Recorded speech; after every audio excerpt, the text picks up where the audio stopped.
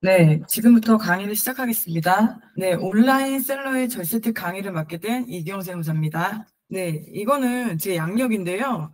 이거는 저희 믿음세무 홈페이지에 들어가셔도 똑같이 보실 수 있으니까, 심심하시거나 시간 남으시면 그때 한번 들어가셔서 보시면 됩니다. 네, 이제 저희가 강의 드릴 목차입니다. 크게 세 가지 챕터로 나눠서 설명을 드릴 건데요. 이게 첫 번째가 부가가치세, 두 번째가 소득세, 그리고 마지막으로 건강보험료랑 기타, 이렇게 설명을 드리려고 합니다. 먼저 부가가치세에 대해서 설명을 드리겠습니다. 우선 부가가치세의 정의가 나와 있는데요. 이 부가가치세란 상품의 거래나 서비스의 제공 과정을 통해서 얻어지는 부가가치에 대해서 과세하는 세금으로 사업자가 납부한다. 이렇게 정의를 하고 있습니다. 예, 말이 좀 어렵죠? 예, 이거를 제가 좀 쉽게 풀어서 설명을 드릴게요. 우선 물건을 만들고 저희처럼 물건을 팔고 중개하고 그리고 또 사람의 인력 서비스를 제공하는 그 모든 것에 부과하는 세금입니다. 예, 그리고 사업자 등록증이 있는 사업자만 납부하는 세금이에요. 그래서 3.3% 프리랜서는 납부 의무가 없습니다. 근로자도 마찬가지고요. 그리고 마지막으로 이 부가가치세는 사업자가 납부를 하기는 하지만 납부 대상은 사업자만이 아니에요. 그러니까 소비자도 해당이 됩니다. 우리가 물건을 구매할 때 지불하는 금액의 10% 세금이 다 포함되어 있는 겁니다. 예, 밑에는 아주 간단하게 부가세 로직에 대해서 제가 그림을 그려봤는데요. 예, 매출액의 10%에서 매입액의 10%를 차감한 금액이 산출세액이 나오고요. 그 산출세액에서 공제세액을 차감한 납부세액이 최종 저희가 납부를 하는 세금이 되는 겁니다. 그럼 지금부터 부가가치세의 디테일적인 부분을 하나하나 설명을 드리겠습니다. 우선 부가가치세 매출 기준에 대해서 설명을 드릴게요. 지금 강의 주제가 온라인 셀러를 위한 절세 팁이잖아요. 그렇기 때문에 통신 판매업인 온라인 매출을 중심으로 설명을 드리려고 합니다. 우선 지금 보이는 자료는 이 쿠팡의 부가세 신고용 정산 내역이에요. 많이 보셨죠? 이거. 예, 이 매출 내역을 중심으로 설명을 드리고자 하는데요. 지금 매출을 보시면 포인트가 우선 신용카드 매출, 현금 영수증 매출, 그리고 기타 매출. 그래서 이 합계 이런 식으로 나눠져 있어요. 이게 매출을 굳이 왜 이렇게 나눴나? 이게 바로 다 이유가 있습니다. 이게 여기 부가세 이제 신고서 내용을 보면요. 여기 보면은 이 3번 칸에 보면은 신용카드랑 현금 영수증 발행 매출이라고 있어요. 그러면 여기에 한 6,200만 원 정도가 적혀 있고 여기에 10%인 620만 원 정도의 세액이 기입이 돼 있죠. 이 금액이랑 이 금액을 합친 금액이요. 이 신용카드 매출 합계액이랑 현금 영수증 매출 합계액의 총 합계액과 일치합니다. 그래서 여기에 이렇게 나눠져 있는 거예요. 네.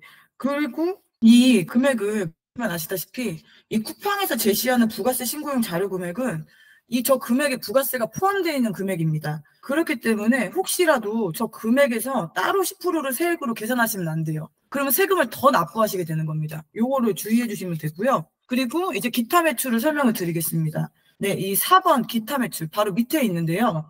이 기타 매출도 역시 이 쿠팡의 기타 매출의 합계액과 여기 나와 있는 270만 원이랑 27만 원의 합계액이 이 300얼마랑 동일합니다. 그래서 이 총 매출액인 이 금액 있잖아요. 이 금액도 여기 합계의 공급가액이랑 여기 세액 합친 금액이 일치하게 됩니다. 이렇게 매출을 신고를 하는 거예요. 예, 다음에는 이제 매입으로 넘어갈 건데요. 우선 매입의 첫 번째 인정되는 매입 비용이라고 제가 타이틀을 달았습니다. 이거는 제가 우선 쭉 그냥 읽어드릴게요. 인정되는 비용은 세 가지로 이야기할 수 있고요. 이 첫 번째가 세금계산서 매입입니다. 이 세금계산서 매입은 전자세금계산서의 경우 홈택스에서 확인이 가능하시고요. 종이세금계산서는 실물로 확인을 하시면 됩니다. 예, 두 번째가 신용카드 매입입니다. 홈택스에서 등록된 사업용 카드는 홈택스에서 직접 확인이 가능하시고요. 만약 홈택스에 등록되지 않은 카드들도 있어요. 그런 경우는 해당 카드사에 부가세 신고용 카드 사용 내역 자료를 달라고 해서 받아서 확인을 하시면 됩니다. 네, 마지막으로 세 번째 현금 영수증 매입입니다. 네, 이것도 마찬가지로 홈택스에서 확인이 가능하십니다. 네, 그럼 제가 여기 이렇게 작게 예시를 하나 들어봤는데요. 내 세금계산서 매입이 부가세 포함 4,400만 원이고 신용카드와 현금 영수증 매입의 총 합계가 1,650만 원일 경우 그 매입 총액을 6,050만 원이라 가정을 할 경우에요. 신고서를 보시면 세금계산서 수치부는 이렇게 10번에 공급가액인 4천만 원과 세액인 400만 원을 기입하시면 됩니다. 그리고 그 다음으로는 그 밖에 공제 매입세액인 14번. 14번에는 신용카드와 현금 영수증의 매입 공급가액인 1,500만 원이랑 그 세액인 150만 원을 기입하시면 됩니다. 그래서 이 15번에 합계 매입세액 총액이 550만 원인 것을 확인하실 수 있을 거예요. 네, 이번에는 이제 인정되지 않는 매입 비용입니다. 그러니까 부가세상 이거는 인정하지 않는다는 얘기예요. 네, 요것도 중요한 게 되게 많은데요. 가장 중요한 네 가지만 추려서 설명을 드릴게요. 예, 첫 번째는 세금계산서의 기재사항 중 필수적 기재사항 오류입니다. 이 세금계산서의 필수적 기재사항이 뭐냐? 여기 써 있다시피 공급하는 자, 예, 판매하는 자입니다. 공급하는 자의 등록번호와 성명, 공급받는 자, 네, 사는 사람이죠. 예, 공급받는 자의 등록번호, 그리고 공급가액, 세액, 박선 연월일입니다. 네, 이 중 하나라도 오기재가 되거나 공란이면 이 세금계산서는 무효가 돼요. 그래서 공제가 불가능합니다. 그래서 세금계산서 받으실 때 이거 꼼꼼하게 확인 꼭 하셔야 합니다. 그리고 또 한 가지 말씀을 드리면 여기서 나와 있는 이 작성 연월일은 내가 세금계산서를 발급하는 날이 아니에요. 그러니까 인위적으로 기입을 하시는 날짜입니다. 그러니까 예를 들어서 내가 오늘 2월 17일에 세금계산서를 작성을 합니다. 그리고 작성 연월일은 2월 1일이라고 작성을 하면 이 세금계산서의 귀속 시기는 2월 17일이 아니고 2월 1일이 되는 겁니다. 이게 같은 달인 경우는 크게 상관이 없는데요. 이게 달이 바뀌는 경우는 분명히 구분을 해주셔야 돼요. 왜냐하면 신고를 하는 시기가 달라질 수가 있기 때문이거든요. 네, 그리고 다음으로는 사업과 관련 없는 매입 비용입니다. 네, 개인적인 용도로 구매 후 카드나 세금 계산서를 받은 경우에요. 그러니까 예를 하나 들어볼게요. 제가 너무 겨울에 추워서 개인적으로 사용하려고 핫팩을 몇 박스 샀어요. 그런데 뭐 세금 계산서를 어쩌다 받았어요. 그럼 이거는 사업에 쓴 게 아니고 개인적으로 사용한 걸 구매한 거잖아요. 그렇기 때문에 이거는 매입세액을 공제받으면 안 됩니다. 물론 다만 만약에 내가 저 핫팩을 사업의 홍보용으로 몇 박스 구입을 했다. 그러면 그건 사업을 위해 사용한 거니까 매입세 공제가 당연히 되겠죠. 예, 이게 같은 물건이더라도 이게 개인적인 용도로 쓰느냐, 사업적 용도로 쓰느냐에 따라서 매입세 공제 여부가 결정이 되는 겁니다. 그러니까 뭐 좀 센스 있게 말씀을 해주실 수도 있는 거겠죠? 예, 그다음에 세 번째로 이 승용차의 구입과 관련된 비용입니다. 예, 승용차는 그냥 제가 간단하게 자가용이라고 생각하시면 돼요. 우리 그냥 평소에 차 타고 다니는 그 자가용. 예, 사실 이 자동차 관련된 내용은 소득세도 부가세도 할 말이 너무 많아요. 이것만으로도 한 시간으로도 이건 끝도 없어요.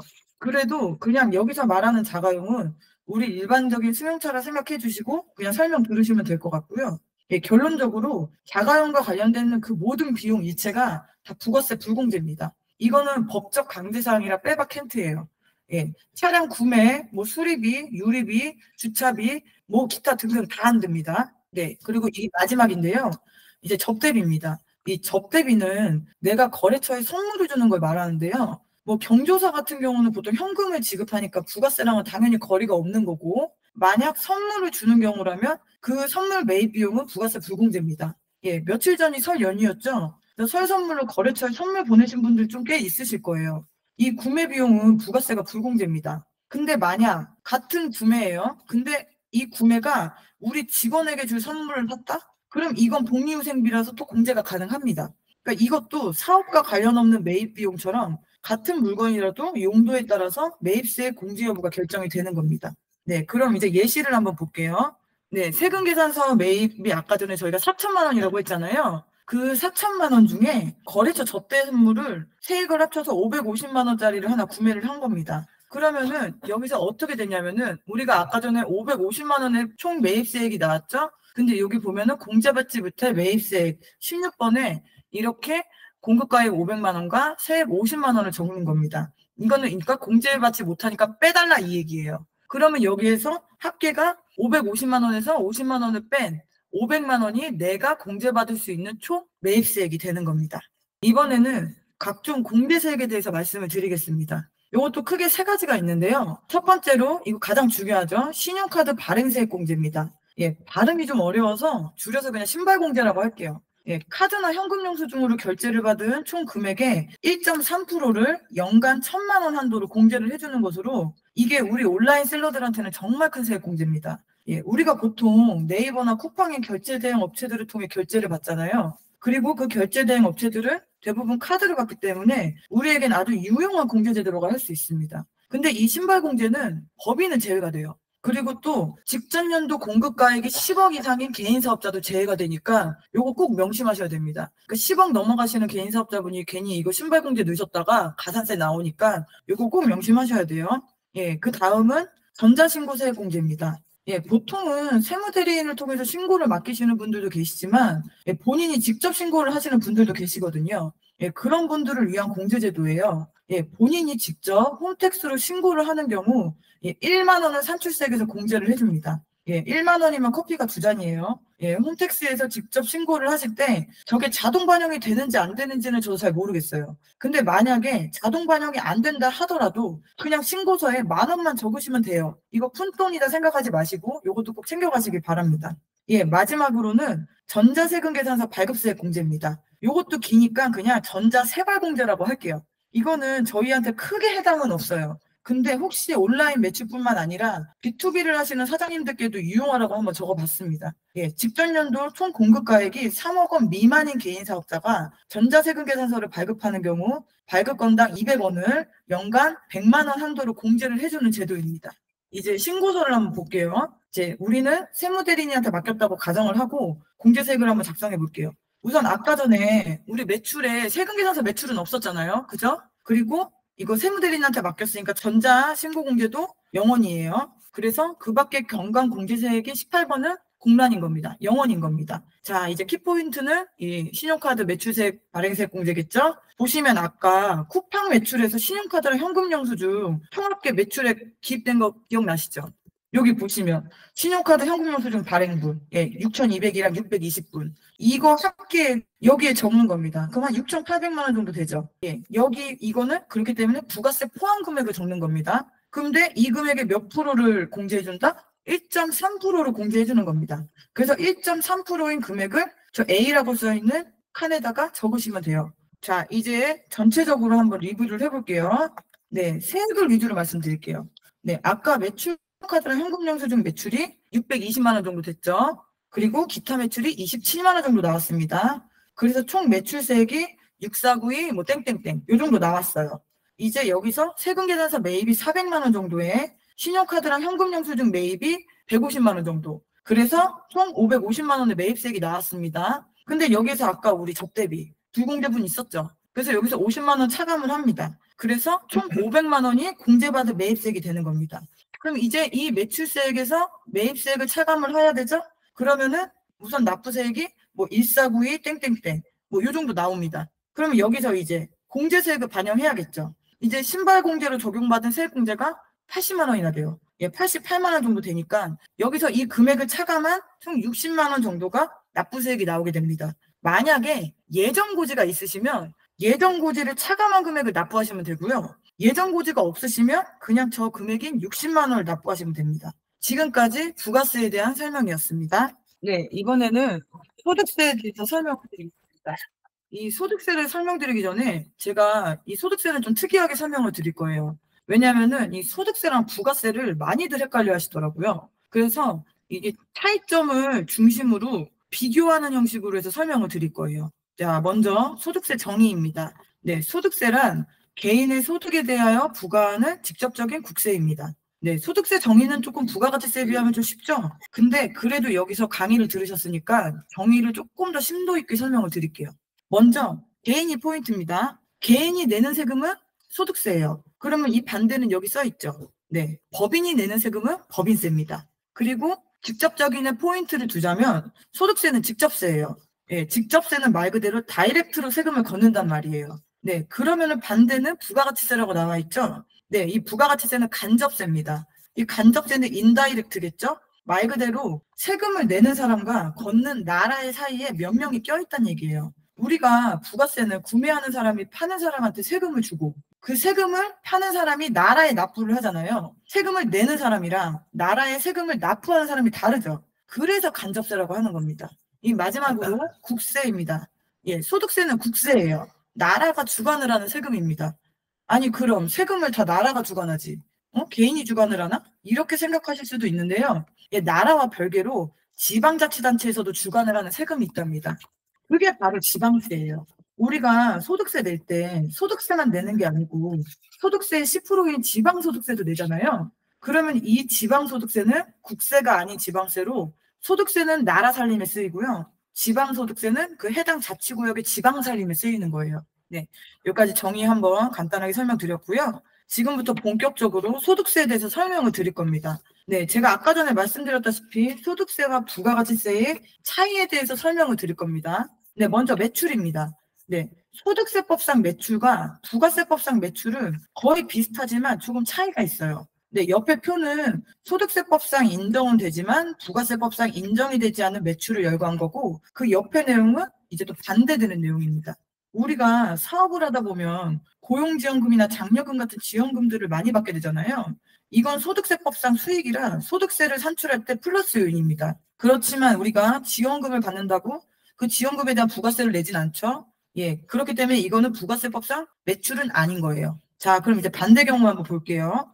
예를 들어서 우리가 23년 12월에 돈을 받고 물건을 24년도 1월에 발주를 하게 될 경우, 보통 성금을 받는 경우에는 업체에 그 성금을 받았던 12월에 세금계산서를 발급해주게 됩니다.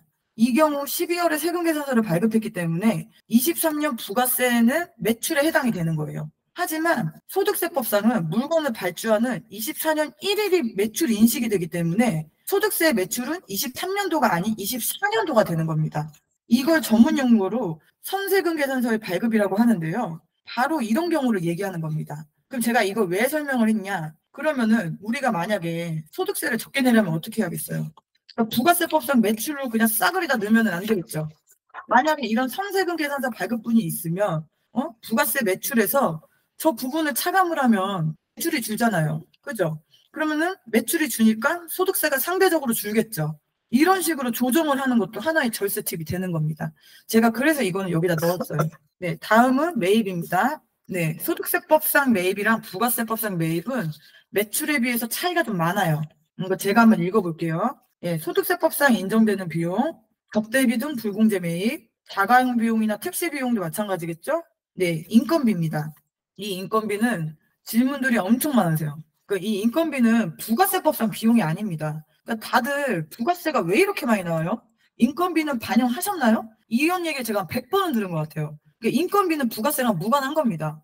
명심하셔야 돼요. 그리고 인건비 신고를 안 하시는 분들이 많은데 이거 신고하셔야 됩니다. 일반적으로 저희가 사람을 고용한다는 건 사업이 좀 된다는 얘기죠. 그러니까 월급을 주고도 남으니까 고용하시는 거잖아요. 그렇죠? 근데 그 인건비 신고를 안 하면 인건비만큼 비용 처리가 안 되는 거고, 그러면 소득세가 커진다 작아진다? 무지 커집니다, 이거. 그러니까 인건비 신고 꼭 하십시오. 네, 그리고 면세 품목의 매입입니다. 이 면세 품목은 원래 부가세가 없는 품목이니까 부가세 신고에 포함이 되지 않겠죠.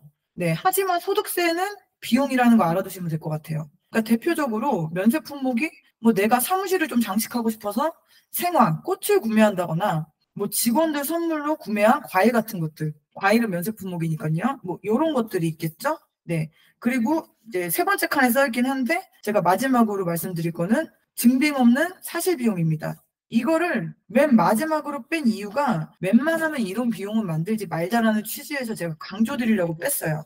예, 증빙 없는 사실 비용은 말 그대로입니다. 제가 진짜 물건을 구매했어요. 근데 현금 구매를 한 거죠. 그리고 세금 계산서를 못 받았어요. 현금 영수증 처리도 못했어. 그럼 이거 원칙적으로는 비용 인정 안 됩니다. 근데 난 너무 억울한 거죠. 내가 이거 진짜 사업에 쓰려고 구매해서 돈도 나갔고, 그거 법적 증빙 못 받았다고 인정 못 받고, 세금 폭탄 맞으면 이거 단순한 무지로 망할 수도 있는 거잖아요. 그래서 나라에서 법적 증빙을 받지는 못했지만 네가 실제로 지출한 비용인 걸 입증한다면 비용으로 인정해주겠다 해요. 물론 가산세는 있습니다. 증빙불비 가산세라고 해서 비용 인정 금액의 2%예요. 이거 관련해서는 많은 얘기가 있어요. 네. 그리고 이 비용 인정받는 게 만만치가 않습니다. 근데 만약에 내가 이 비용을 인정받고 싶다 하게 되면 제가 이거 증빙 못 받은 거잖아요. 그럼 이거 역으로 얘기하면 무슨 얘기냐면은 이거 펀 사람은 매출 누락이에요. 그럼 거래 상대방은 매출 누락한 게 포착되겠죠? 그럼 그 거래 상대방은 세금 폭탄 맞는 겁니다. 뭐 이거 외에도 많은 얘기를 드리고 싶지만 저희가 이제 녹화를 하고 있기 때문에 좀 자중을 하겠습니다. 자, 그러면은 이제 이번에는 소득세법상 인정이 안 되고 부가세법상 인정의 비용을 한번 볼게요. 이것도 중요합니다. 여러분은 이제 제가 부가세는 인정이 되는데 소득세는 인정이 안 된다고 쓴 이유는 이제 보통 사장님들의 계산법이 있어요. 이제 보통 계산을 하실 때 어떤 식으로 계산을 하시냐면 제가 매출이 얼마 나왔고요. 거기서 세금계산서 받은 게 얼마고요. 그리고 인건비 얼마고요. 카드 쓴 게 계략적으로 얼마나서 이득이 이거 아닌가요? 이렇게 계산들을 하세요. 근데 이게 다 맞는 경우도 있어요. 다 맞으면 땡큐인데 그렇지 않은 부분이 있다는 겁니다. 네, 먼저 고정자산 매입이에요. 제가 회사에 인테리어를 했어요. 한 1억 주고 했어요. 이쁘게. 그럼 부가세는 1,000만 원 환급을 받겠죠? 그럼 소득세도 1억을 비용을 인정해주냐? 이게 절대 아닙니다. 그렇게 계산하시면 큰일 나세요. 인테리어는 비용이 아닌 처리가 되기 때문에 몇 년간 분할해서 비용 처리를 하게 되어 있어요. 그럼 간단하게 이 인테리어 비용을 5년간 n분의 1로 비용 처리한 걸로 가정을 할게요. 그럼 올해 내가 생각한 비용은 1억인데 소득세상 인정되는 비용이 2천만 원밖에 안 되는 거예요. 그러면은 비용이 생각한 것보다 8천만 원이 날아간 겁니다. 이렇게 계산 미스되면은 세금 어마어마하겠죠.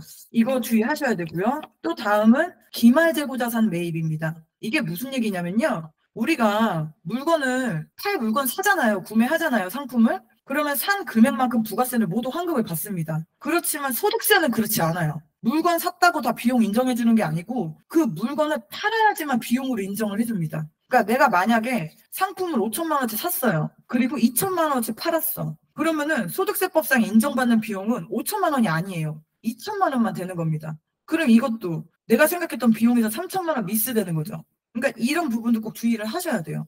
그리고 마지막으로 소득세와 부가세의 차이 공제 관련 내용입니다. 얘네는 그냥 완전 다르다고 생각하시면 돼요. 겹치는 게 하나 있긴 있어요. 여기 아까 전에 제가 부가세 공제세액에서 3가지 설명드렸잖아요. 신용카드 발행세 공제랑 전자세금에서 발급세 공제, 그리고 전자신고세액 공제. 근데 제가 여기 전자신고세액 공제를 안 썼죠. 그 이유가 이 전자신고세액 공제는 소득세에도 있어요. 그래서 둘 다 중복이 되기 때문에 뺀 겁니다. 그래서 이거는 제가 그냥 리딩을 할게요. 왜냐하면 뒤에서 진하게 설명을 드릴 거라서 소득세법상 공제감면세액은 크게 창업 중소기업 세액감면이 있고요.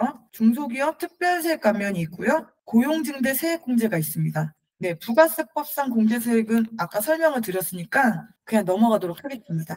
소득세의 마지막 파트입니다. 각종 공제감면세액. 이게 먼저 가장 중요하고 미친 듯이 강조해도 지나치지 않은 창업 중소기업 세액감면입니다. 얘는 사실 글로 적으면 10페이지도 넘어가요. 그러니까 어마무시합니다.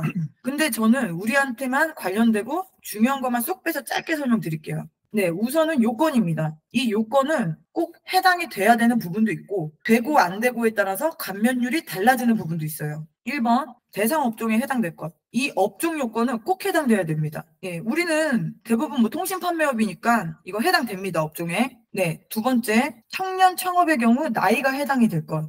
예, 창업 당시 만 15세 이상에서 만 34세 이하인 대표자로 만약에 이제 병역을 이하한 경우, 그러니까 군대를 갔다 오신 경우는 6년을 한도로 군대를 가까운 연수를 차감하시면 됩니다. 그러니까 나이 요건에 이렇게 청년으로 해당이 되면 청년 창업으로, 그러니까 해당이 안 되면 일반 창업으로 빠져서 감면율이 달라지거나 혹은 적용을 못 받으실 수가 있어요. 네, 3번째는 지역 요건입니다. 네, 어려운 말이죠. 예, 수도권, 과밀 억제권역을 중심으로 감면율이 달라지거나 혹은 못 받으실 수 있습니다. 네, 이 지역 요건은 내가 사업자 등록증을 내려는 이 지역이 수도권 과밀 억제권역인지 아닌지를 생각하시려면은 토지 이용 서비스나 국세법령 정보 시스템을 통해서 검색해 보시면 해당 여부를 아실 수 있습니다. 그리고 이게 수도권이라고 해서 이 과밀 억제권역에서 제외되는 데들도 있어요. 인천 같은 경우는 수도권이기 때문에 당연히 수도권 과밀 억제권역이지만 그 인천 안에서도 송도나 청라 이런 곳은 그 인천 자유경제지구라고 해서 또 수도권 과밀 억제권역에서 빠집니다. 그러니까 이거는 내가 해당되는 지역이 그냥 수도권이라고 생각하고 무시하지 마시고 그냥 웬만하면 검색 한번 해보시고요.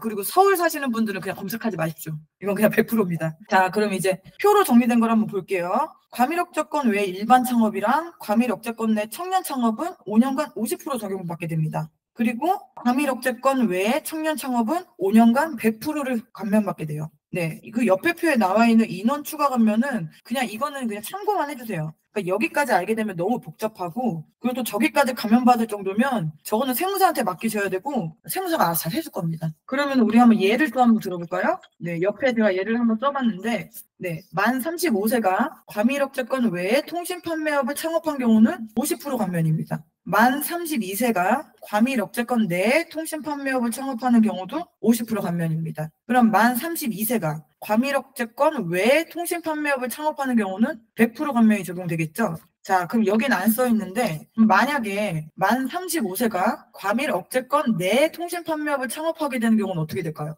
예, 얘는 감면 대상 아닙니다. 이거는 감면 받으시면 안 돼요. 예, 그리고 이제 맨 밑에 좀 짧게 썼는데 소규모 창업 감면도 간단히 설명을 드릴게요. 네, 1년 매출이 8천만 원 이하인 경우는 과밀 억제권 내에는 50%, 과밀 억제권 외에는 100% 감면을 적용시켜준다고 하니까요. 뭐 이 8천 하면 생각나는 거 있죠? 간이가세자분들. 이분들도 한번 참고해 주시면 될 것 같습니다. 네, 이번에는 중소기업 특별세액 감면입니다. 네, 창업 중소기업 세액 감면을 적용받지 못한 사장님들. 네, 억울하죠? 네, 아까 만 35세 과밀억제권 내 사업하신 사장님 공제 못 받으셨잖아요. 그죠? 아니, 나이 많은 것도 서러운데, 그죠? 늦게 창업한 것도 억울해 죽겠는데, 이거 공제까지 안 해주고. 그러면은 이거라도 챙겨가시라고 제가 이렇게 적어드렸습니다. 네, 이분들은 수도권 내 소기업, 도소매업은 10%, 수도권 외에 소기업인 도소매업도 10%, 수도권 외에 중기업, 도소매업은 5%의 세액 감면을 적용받으실 수 있어요. 네, 이 소기업과 중기업의 기준은 매출액 차이고요. 예, 각각 소기업은 50억 원, 중기업은 1,000억 원입니다.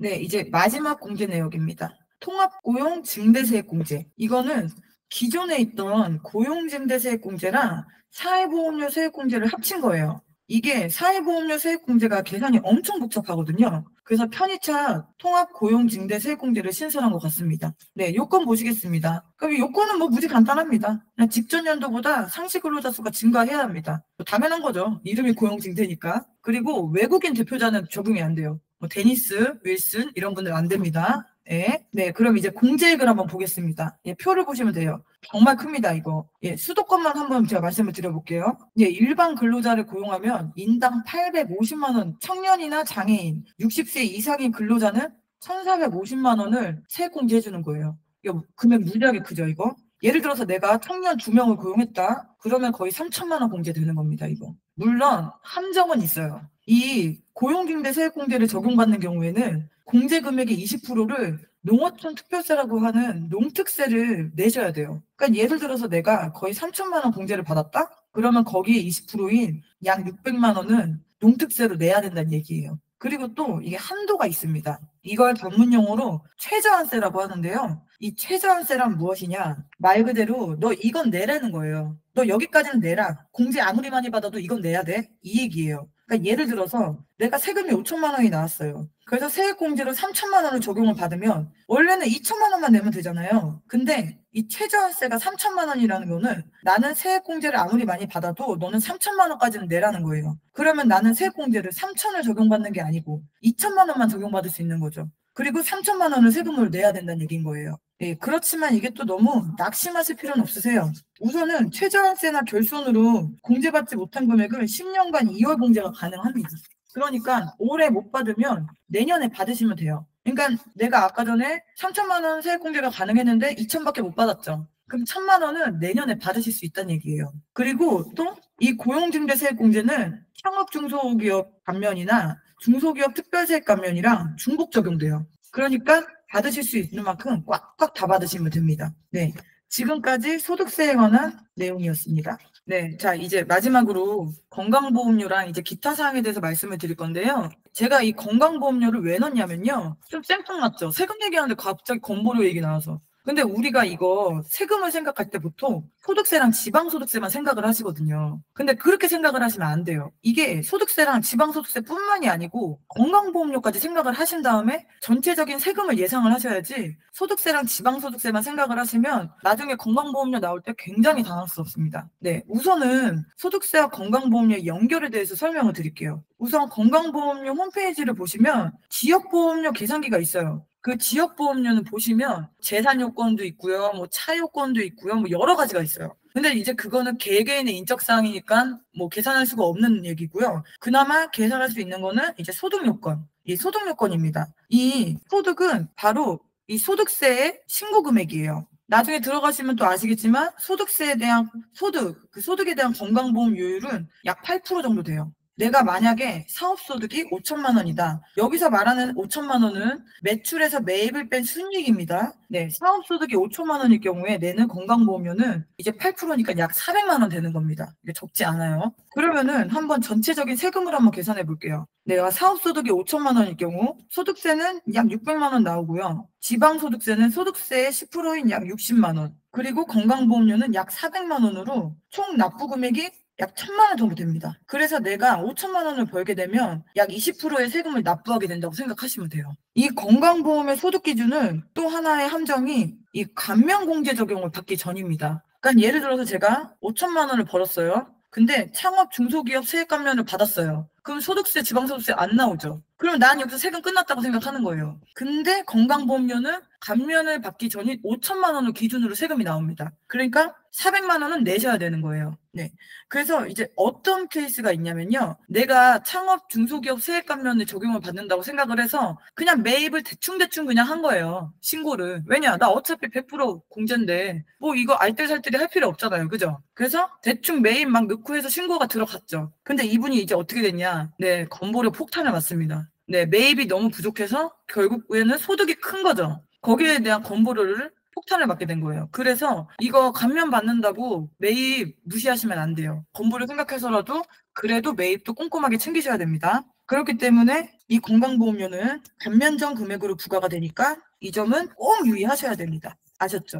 그리고 또 하나, 이 건강보험료는 이 소득세를 신고하고 나서 몇 개월이 지난 11월 정도에 정산이 돼요. 그러니까 보험료를 차라리 내가 5월 달에 같이 다 납부를 하면은 그냥 다 털고 끝나겠다 이럴 텐데 이게 당장 납부를 하는 게 아니고 추후에 부과가 되기 때문에 이 부분 때문에 되게 많이 당황을 하는 거예요. 그러니까 내가 5월 달에 세금 신고를 하고 세금을 다 냈어요. 그리고 세금 이제 내 거 다 없다고 생각하고 그냥 이제 그렇게 생각하고서 이제 사업하고 있는데 11월에 건보료가 날라오는 거죠. 근데 내가 11월에 날라온 건보료는 예상치 못한 비용이라 어머 너 낼 돈도 없는 거야. 그러면 이거 엄청 난감해지는 겁니다. 그죠? 그래서 이거를 건강보험료가 11월에 날라온다는 것까지도 생각을 하셔서 보통은 11월부터 그 1년간 매월 분할입니다. 그러니까 아까 전에 400만 원의 건보료인 경우에는 나누기 12일을 한 상태에서 한 30 얼마 정도가 매월 부과가 되는 거예요. 그러니까 이 매월 날라오는 건강보험료도 우리의 지출 계획에 꼭 포함을 하셔가지고 넣으셔야 돼요. 네, 그리고 이제 마지막입니다. 단위과세자와의 소득세 관계를 좀 말씀을 드릴게요. 네, 아까 앞에서 일반과세자를 중심으로 말씀을 드렸는데 중간에 간이과세자 이야기를 하면 헷갈리실까봐 끝으로 좀 뺐습니다. 네, 간이과세자의 경우 매입을 따질 때 부가세를 부담하는 부분과 소득세를 부담하는 부분을 잘 계산해서 법적 증빙을 받을지를 결정하셔야 돼요. 네, 간이과세자는 매입세 공제가 현저하게 적잖아요. 그렇기 때문에 또 무턱대고 증빙을 받는 것은 또 애매한데 그렇다고 또 나는 매입세 공제 안 받으니까 그냥 나는 다 필요 없어 안 받을래 이러면서 증빙받는 거 관리를 안 하는 경우가 또 대부분이세요. 이러다가 소득세 계산할 때 비용이 부족하게 되면 역으로 더 많은 세금을 낼 수도 있습니다. 거기다 제가 말씀드렸죠. 소득세는 건강보험료랑도 연결이 된다고. 그러니까 이거 소득세랑 이 부가세를 잘 따져보고 결정을 하셔야 돼요. 물론 여기에서 말씀드리는 간이과세자는 매출 기준이 훌쩍 넘어서 내년 하반기에 일반과세자로 전환 예정인 분들 이야기예요. 그러니까 뭐 8천만 원 이하인 분들은 굳이 그렇게 신경은 안 쓰셔도 될 것 같아요. 네, 제 강의는 여기까지고요. 네, 부족한데 들어주셔서 감사드립니다.